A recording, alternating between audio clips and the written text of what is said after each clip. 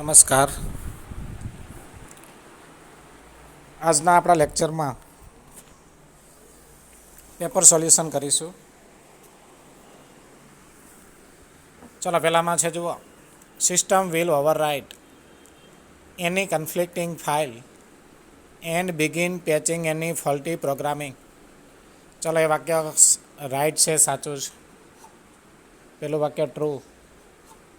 Second number, success brought tremendous changes in volt.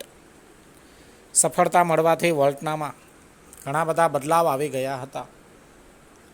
ચાલો એ વાક્ય ફોલ્સ છે, ખોટું છે. કેમ તો કે સફળતા મળવા છતાં પણ તે સામાન્ય વ્યક્તિ જ રહ્યો હતો. બરાબર, એનામાં પ્રચંડ બદલાવ આવ્યા, ખોટું. ચલો 3 number, if anyone got her way with Nana it was Nani. કોઈ માણસ જો નાનાને મનાવી શકે એમ હોય, સમજાવી શકે એમ હોય, નાની હતી. ટ્રુ. ત્રીજું વાક્ય true. 4 number, staring a lot of things but don't finish any is a sign of mental stress. Sorry, staring નથી પણ સ્ટાર્ટિંગ છે. ઘણી બધી વસ્તુ શરૂ કરવી પરંતુ એ કંઈ પૂરી ન થવી એ તણાવનું લક્ષણ છે. ટ્રુ. યાદ રાખજો, સાચી વાત છે. બરાબર, સ્ટ્રેસના લક્ષણો છે. ઘણા બધા કાર્ય શરૂ કરો છો, પૂર્ણ થતા નથી. ચાલો ત્યાર પછી 5 નંબર છે નિયરેસ્ટ મિનિંગ. ઇન્ડોલેન્ટ આળસુ, જેમાં લેઝી આળસુ. ફોરસી આગાહી કરવી, જેને પ્રેડિક્ટ. રિઝેન્ટમેન્ટ નફરત, જેને ડિસલાઇક. ચાલો ત્યાર પછી 8 number, the bank manager informed me that. ચાલો ધેટ આવ્યું છે, reporting. 9 number, used to, past habitual action. 10 number છે in order to, purpose. Okay, હેતુ દર્શાવે છે. So that, in order to, with a view to. 11 number છે alternative choice. તેમાં C option આવશે, આઈધર ઓર. 12 નંબર છે ગિવિંગ રીઝન. રીઝન, કારણ. એમાં એ ઓપ્શન આવશે, સિન્સ, ને કારણે. ગઈકાલે મોડો ઊંઘવાને કારણે સમયસર જાગી શક્યો ન હતો. 13 નંબર છે એડવાઇસ, સલાહ, સૂચન. ચાલો એમાં બી ઓપ્શન આવશે, હેડ બેટર. સૂચન, હેડ બેટર. 14 નંબર છે મેનર, રીત. મેનર. ચાલો એમાં C option, as. He acts as an expert hero does. હીરોની જેમ કાર્ય કરે છે, ની જેમ. એઝ. પછી જો એઝ ઇફ છે, એકમાં લાઈક. ચાલો ત્યાર પછી 15 નંબર છે a teacher feels proud. Teacher છે એ ગર્વ અનુભવે છે. When he student wins a prize. જ્યારે એમનો બાળક છે ઇનામ જીતે છે ત્યારે.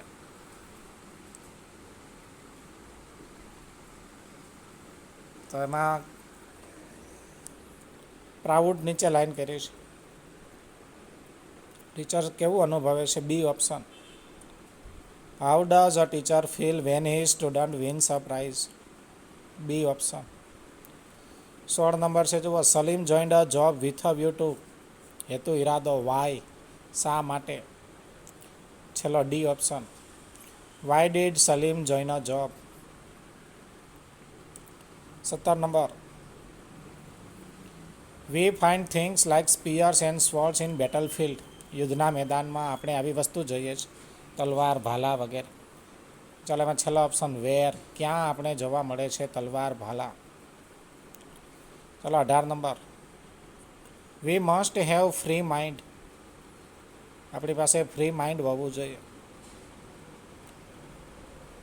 ચાલો ફ્રી નીચે જ લાઈન કરી છે જો. તો what kind of mind must we have. C option. કયા પ્રકારનું માઇન્ડ હોવું જોઈએ, તો કે ફ્રી પ્રકારનું માઇન્ડ હોવું જોઈએ. ચાલો ત્યાર પછી 19, how did Walt convert his misfortune in an advantage. પોતાના ખરાબ નસીબને વોલ્ટે ફાયદામાં કેવી રીતે રૂપાંતર કર્યું. ખરાબ નસીબ. તો જો પહેલી line, since volt started in business gave volt a chance to develop other ideas. પહેલી લાઈન છેલ્લો ભાગ, જ્યારથી એમણે બિઝનેસ શરૂ કર્યો ત્યારથી એમનું ખરાબ નસીબ છે એમનાથી એને ફાયદો થવા લાગ્યો હતો. બરાબર, મિસફોર્ચ્યુન છે ખરાબ નસીબ, એડવાન્ટેજમાં રૂપાંતર થયું હતું. ચલો ત્યાર પછી, what is Walt's contribution to what development of California Institute of Art. ચલો આ સંસ્થા માટે એમણે કયો યોગદાન આપ્યું હતું? તો કે volt donated the land and several $million. બરાબર, જમીન આપી અને કેટલાક $million આપ્યા હતા. કઈ સંસ્થા? કેલિફોર્નિયા ઇન્સ્ટિટ્યૂટ ઓફ આર્ટ માટે. ચલો 21, what happens when emotions take us over.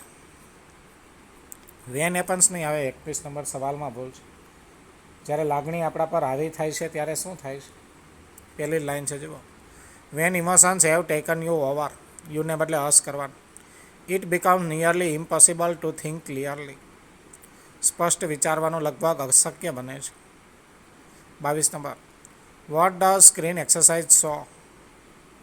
Screen exercise કઈ વસ્તુ દર્શાવે છે?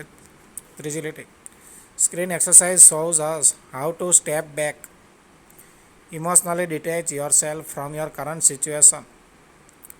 કઈ રીતે પાછા ફરવું લાગણીથી? So that you can see more clearly what is going on. જેથી તમે વધારે સ્પષ્ટ જોઈ શકો છો. જોજો આમાં જેટલું માગેલું છે એટલું જ લખવાનું છે, વધારાનું વગર કામનું નથી. ચલો 23, how was Nana living a double life. કેવી રીતે ડબલ લાઈફ જીવતા હતા? તો there was more of her and less of him. બીજી લાઈન છેલ્લો ભાગ જુઓ, ડબલ લાઈફ કેવી રીતે જીવતા હતા? There was more of her and less of him. તેણીની વધારે જીવતા, પોતાની ઓછી જીવતા હતા. Which executives did Nana started doing. Which activities.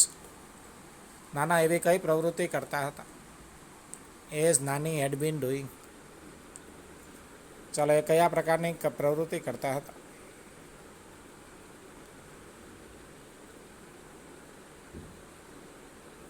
તો જો છેલ્લો ભાગ, nana took the medicines he only swallowed the pills on her બિહાલ્ફ. નાના દવા લેતા અને દવાઓની ગોળીઓ ગળતા, માત્ર તેણી વતી જ. બરાબર, તે દવાઓ લેતા અને દવાની ગોળીઓ ગળતા માત્ર તેણી વતી જ. What is the benefit of driver hands to the villagers. ગામના લોકોને ડ્રાઈવર કીડીઓથી કયા પ્રકારનો બેનિફિટ થતો હતો? છેલ્લી લાઈન છેલ્લેથી ત્રીજું વાક્ય, when an army of driver and enter a house. અથવા તો ફાયદો જો એટલું બધું ન લખો તો ચાલે. The benefit of driver hands to the villagers is that every insect and spider in the house has been cleared અવે. ડ્રાઈવર કીડીઓનો ફાયદો એવો હતો કે ઘરમાંથી દરેક જંતુઓ બધું કીડી સાફ થઈ જતું હતું, બધું સફાઈ થઈ જતી હતી. What happen when the arrival of driver ends. ચાલો એના આગમનથી શું થતું હતું જ્યારે ડ્રાઈવર કીડીઓ આવે પહોંચે ત્યારે?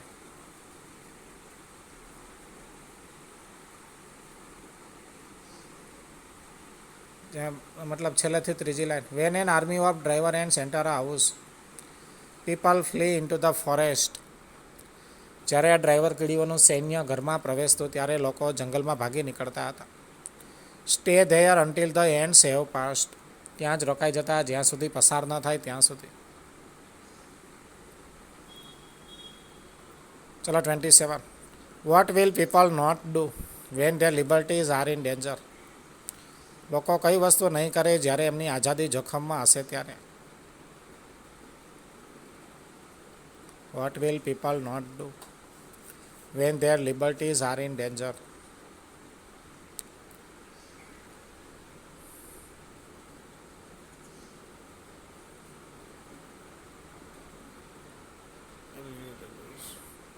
ચાલો ત્રીજી લાઈન જો, people will not murmur about low veggies.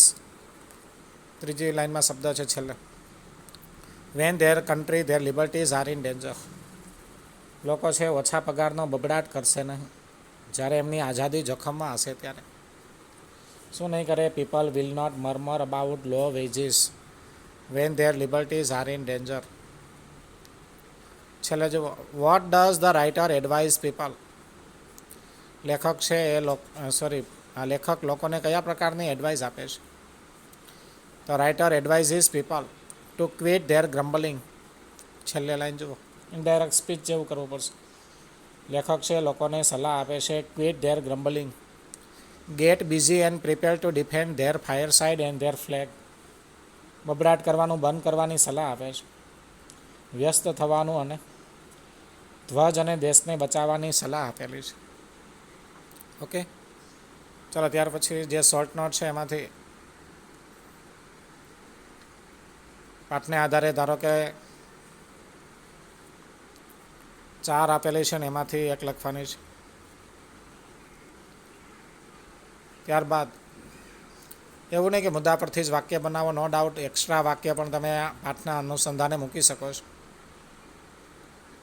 ચાલો ત્યાર પછી સેક્શન બીમાં છેલ્લો સવાલ છે. જુઓ, ધારો કે આ જે શોર્ટ નોટ છે, Nana and Nani as observed by the writer.